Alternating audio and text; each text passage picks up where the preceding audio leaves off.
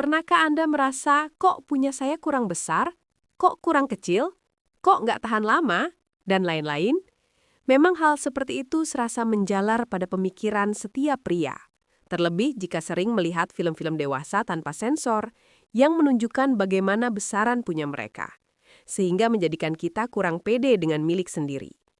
Jadi walaupun terlihat percaya diri, bekerja keras, dan berperan sebagai kepala keluarga, namun di dalam hatinya ada kegelisahan kecil yang tak pernah hilang. Tentang ukuran, tentang performa, tentang persepsi kejantanan. Dan ketika rasa tidak percaya diri itu tumbuh, banyak yang mencari jalan pintas. Mulai dari obat kuat, ramuan misterius, hingga pengobatan tradisional yang legendaris. Salah satunya adalah Mak Erot. Konon, di sebuah desa kecil di Sukabumi, hidup seorang perempuan tua yang dikenal mampu memperbaiki kejantanan pria. Dengan ramuan, doa, dan pantangan, Mak Erot dipercaya bisa memperbesar dan memanjangkan alat vital laki-laki. Selama puluhan tahun, namanya menjadi legenda. Disebut dari mulut ke mulut, bahkan menjadi simbol kejantanan dalam budaya populer. Namun pertanyaannya, apakah benar semua itu bisa dilakukan hanya dengan ramuan dan doa? Atau sebenarnya yang dicari para pria itu bukan ukuran, melainkan rasa percaya diri yang hilang? Assalamualaikum warahmatullahi wabarakatuh. Selamat datang kembali di podcast Kesehatan Official, tempat di mana kita berbicara tentang kesehatan, bukan hanya soal tubuh, tapi juga tentang pikiran, hubungan, dan makna menjadi manusia yang utuh. Saya, Dr. Tifa, akan menemani Anda hari ini dalam sebuah topik yang unik, menarik, dan penuh pelajaran hidup. Kita akan membahas tentang Mak Erot, nama yang mungkin sudah lama Anda dengar, sebuah legenda yang hidup di antara rasa percaya dan rasa malu, antara tradisi dan kebutuhan, antara mitos dan realitas medis. Sekali lagi, pernahkah seorang pria merasa kurang cukup? Ia terlihat percaya diri, bekerja keras, dan berperan sebagai kepala keluarga. Namun di dalam hatinya, ada kegelisahan kecil yang tak pernah hilang. Tentang ukuran, tentang performa, tentang persepsi kejantanan. Dan ketika rasa tidak percaya diri itu tumbuh, banyak yang mencari jalan pintas. Mulai dari obat kuat, ramuan misterius, hingga pengobatan tradisional yang legendaris. Salah satunya adalah Mak Erot. Konon, di sebuah desa kecil di Sukabumi, hidup seorang perempuan tua yang dikenal mampu memperbaiki kejantanan pria. Dengan ramuan, doa, dan pantangan, Mak Erot dipercaya bisa memperbesar dan memanjangkan alat vital laki-laki. Selama puluhan tahun, namanya menjadi legenda. Disebut dari mulut ke mulut, bahkan menjadi simbol kejantanan dalam budaya populer. Namun pertanyaannya, apakah benar semua itu bisa dilakukan hanya dengan ramuan dan doa? Atau sebenarnya yang dicari para pria itu bukan ukuran, melainkan rasa percaya diri yang hilang? Fenomena Mak Erot cermin dari keinginan manusia. Fenomena Mak Erot bukan hanya soal pengobatan tradisional. Ia adalah potret bagaimana manusia, terutama pria, berjuang dengan rasa tidak cukup dalam dirinya sendiri. Dalam banyak budaya, termasuk di Indonesia, topik seksualitas masih dianggap tabu. Pria tumbuh tanpa edukasi seksual yang sehat. Yang mereka dengar hanyalah candaan, perbandingan, dan mitos. Akhirnya banyak yang percaya bahwa ukuran adalah segalanya. Padahal secara medis, ukuran alat vital tidak menentukan kepuasan pasangan. Yang lebih penting adalah fungsi. Bagaimana ereksi terjadi, seberapa sehat pembuluh darahnya, dan seberapa baik komunikasi antara suami dan istri. Namun karena persepsi sosial yang salah ini terus diwariskan, muncullah rasa minder, kecemasan, bahkan ketakutan. Dan ketika itu terjadi, percaya diri bisa runtuh, bahkan sebelum masalah fisik benar-benar ada. Antara mitos dan ilmu pengetahuan. Saya sering mendengar pasien berkata, "Dok, saya ingin coba terapi Mak Erot." Sebagai dokter, saya tidak langsung mentertawakan atau menolak. Saya pahami dulu apa yang membuat mereka tertarik ke sana. Biasanya alasannya sederhana, karena mereka ingin merasa lebih percaya diri. Namun secara medis belum ada bukti ilmiah bahwa ramuan atau doa tertentu dapat memperbesar alat vital secara permanen. Mungkin ada efek sementara dari pijatan atau peningkatan sirkulasi darah, tapi tidak ada perubahan struktur anatomis yang bisa dibuktikan. Sayangnya, mitos ini sering dimanfaatkan oleh oknum yang tidak bertanggung jawab. Mereka menjual minyak, obat, atau alat pembesar dengan klaim luar biasa. Padahal bisa berisiko tinggi, luka, infeksi, bahkan kerusakan jaringan permanen. Mengapa banyak pria mencari jalan pintas? Ketika seseorang merasa tidak cukup, otaknya akan mencari solusi cepat untuk menghilangkan rasa sakit itu. Dan disinilah muncul jalan pintas. Sayangnya, dalam hal vitalitas pria, jalan pintas justru sering berujung masalah baru. Bukan karena pria bodoh atau tertipu, tapi karena mereka tidak punya ruang aman untuk bertanya. Mereka malu datang ke dokter, malu bicara ke pasangan, dan akhirnya memilih jalur diam-diam ke tempat yang menjanjikan keajaiban.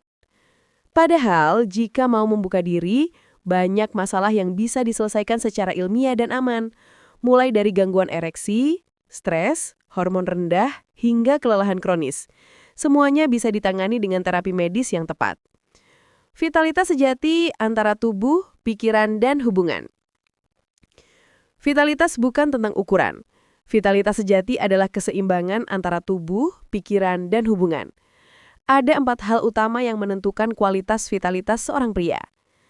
Kesehatan fisik, ereksi adalah proses sirkulasi darah.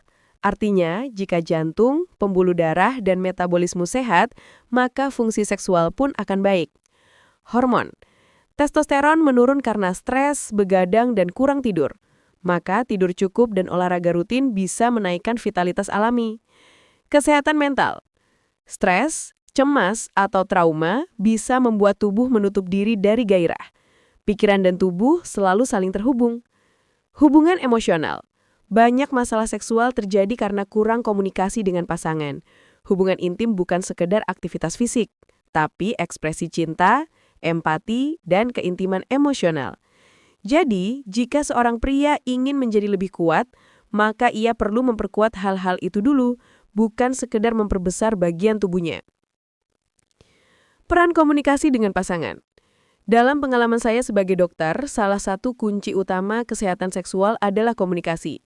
Banyak pria memendam perasaan malu atau takut terlihat tidak perkasa. Padahal ketika pasangan saling terbuka, hubungan justru menjadi lebih sehat dan penuh pengertian. Bicarakan kebutuhan, kecemasan, dan harapan secara jujur. Kadang pasangan tidak membutuhkan lebih besar. Yang dibutuhkan adalah perhatian, empati, dan rasa aman.